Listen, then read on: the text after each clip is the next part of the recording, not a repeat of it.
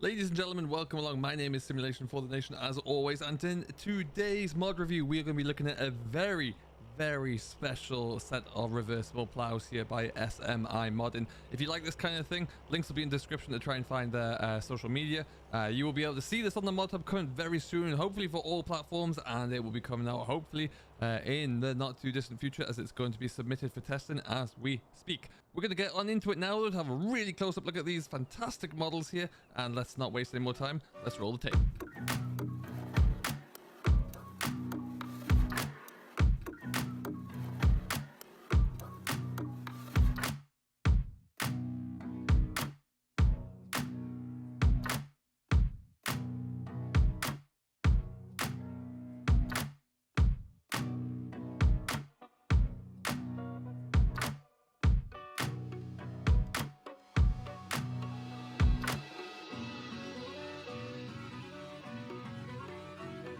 So I must start really by saying about a week or two ago, I was fortunate enough to be invited to be a media partner for SMI, and a big shout out for the folks over there and Matthew in particular for allowing me the great opportunity. And this is the first mod that is coming my way. Now I was told to expect something pretty special by some of the existing partners, and boy were they not overestimating the quality. This is the ERMO DIABLO plough.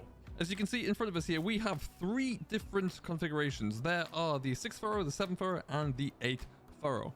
We have there are two different color combinations that we have out here. There's the white, and then there is like the I guess it's like a jet gray, which is pretty good. And there's also two different tire combinations as well. You have the white rims there, and you have the jet black rims that we have in the middle.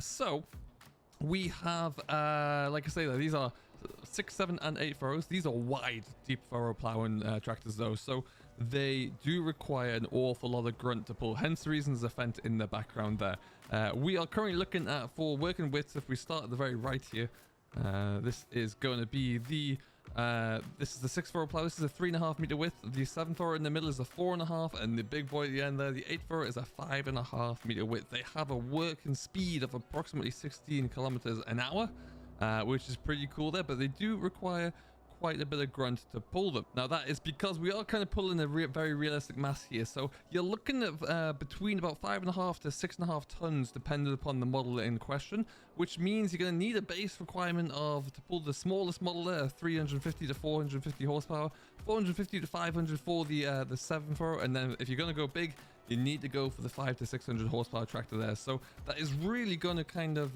limit your options there, but hey, if you have big muscle, go for the big one.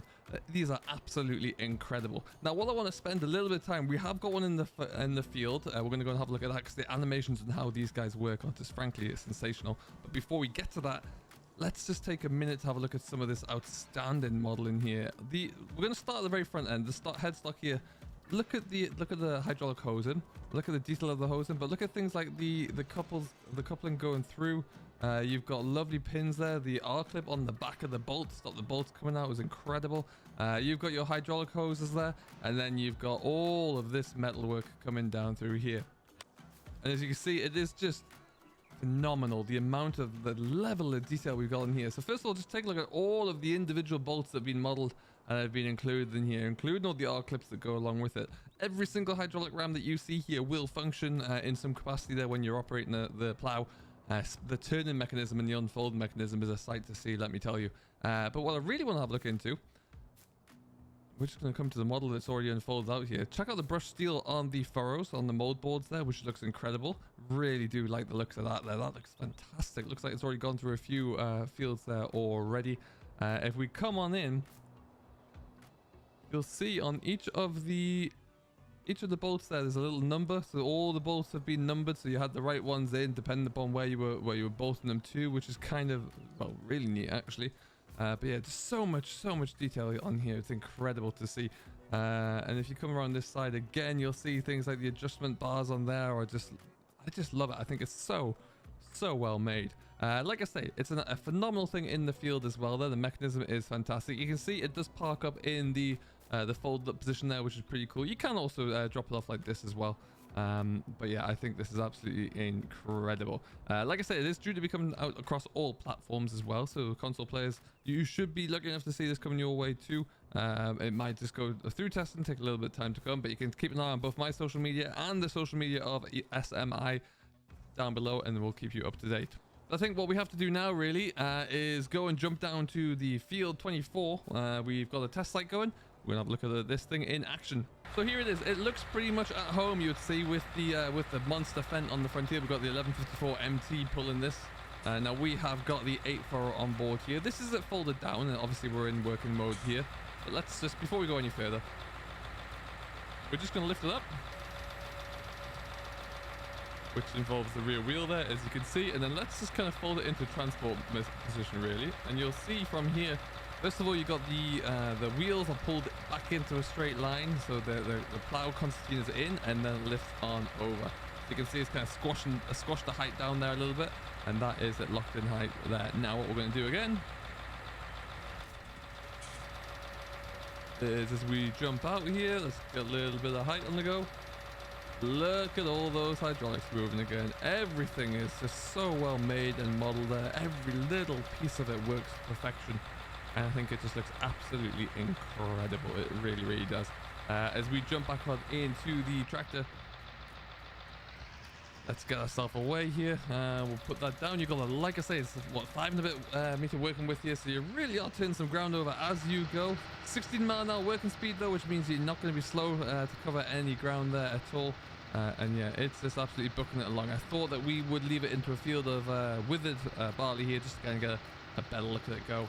But you can see the crop destruction is working and doing its thing there. But yeah, it's just, I think this is just absolutely sensational. I really, really do. Now what we'll do is, once again, we'll get to the very end here, and we'll just have a quick look and show you what the turning mechanism looks like, to show you what those mechanics are like there as well. Particularly like the depth wheel in the middle, just so you can control that front end, stop it digging in too much there, stop it kind of pulling the rest of the plough in. That's going to control everything. Yeah, I think that looks very, very good indeed. I am using mouse and keyboard, which is why I'm all over a bit with the steering. But hey, that's definitely my own doing, and not the plough though. But yeah, it's just absolutely brilliant. So what we'll do, let's just assume that we get to the end. We're going to slow down a little bit here. We're going to lift up the plough, and we're going to press B, and as you can see, in it comes again. The concertina's in. Up it goes. We're going to turn ourselves around.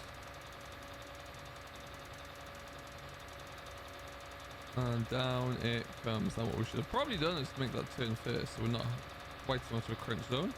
Out it goes again. Down we come, and then we'll find our furrow, and then we're back into it.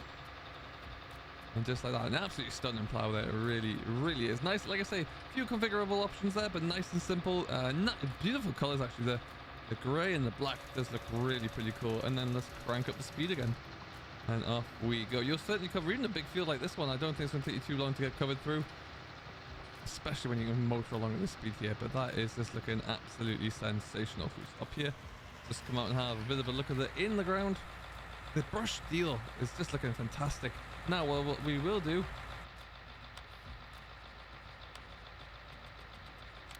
as you can see, we've added some dirt onto the tractor here. We come over to have a look at the plough. You can see it's kind of building up around all the joints. So where the grease is there as well, you're going to get a little bit of a build-up of dust, which is beautiful to see. It really does look fantastic. And they're kind of gathering inside there, really, where it's all a bit, a little bit of a catch area. And then all the way down. Bit of mud on the furrows, on the mold boards there, which you'd like to see. Yeah, ultimately, looks good. Now we'll add a bit of wear. Let's add on about another 1,000 acres.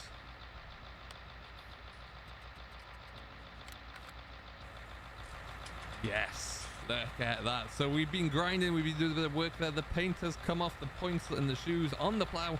Of course, there's not going to be any paint coming off on the mold boards per se, but looking good. A few spots of metalwork being dinged off there as well as we get into it all. But yeah, that is looking mighty, mighty fine, like I say.